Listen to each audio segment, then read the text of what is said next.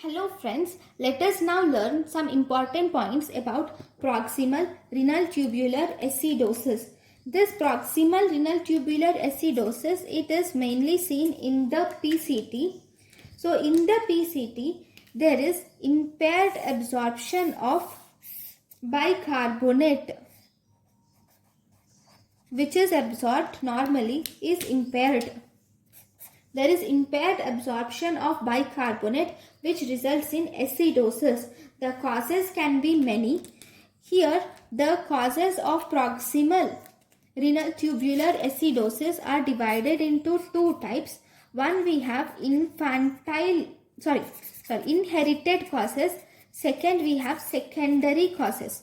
Secondary causes can be autoimmune, drug-induced. It can be infiltrative disorders, or it can be due to tubulopathies.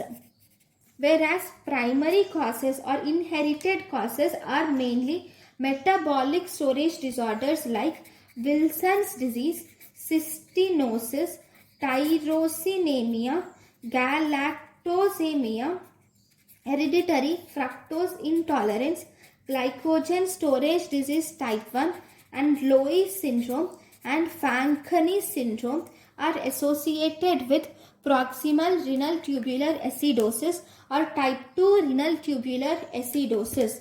Here, the patient presents with, obviously, they present with metabolic acidosis because of impaired reabsorption of bicarbonate ion. So, there is also the patients also present with hyperphosphaturia, that is increased phosphate in the urine. Hyperphosphaturia, increased phosphate in the urine. Then there is hyperuricosuria, that is increased uric acid in the urine.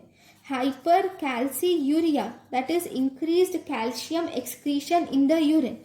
So in the urine there is increased phosphate, calcium and uric acid excretion is seen.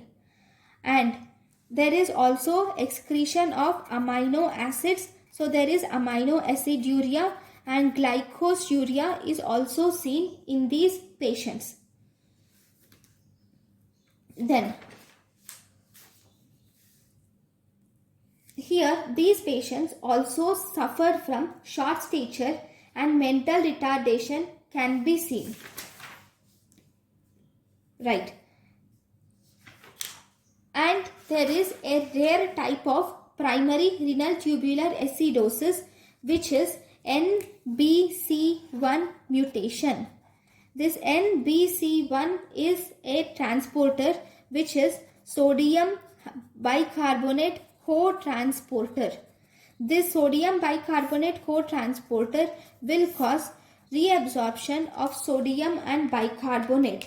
Whenever there is defect in the reabsorption of this sodium and bicarbonate, in this situation there is no reabsorption of sodium and bicarbonate. There is excretion of sodium and bicarbonate resulting in metabolic acidosis. This is one of the rare form which is seen. Okay, next. Now here, because the problem here is in metabolic acidosis, we will have to give bicarbonate supplementation should be given in the dose of 5 to 15 millimoles per kg per day, and you will have to do potassium supplementation should be given. So this is about proximal renal tubular acidosis. Thank you for watching my lecture. Thank you.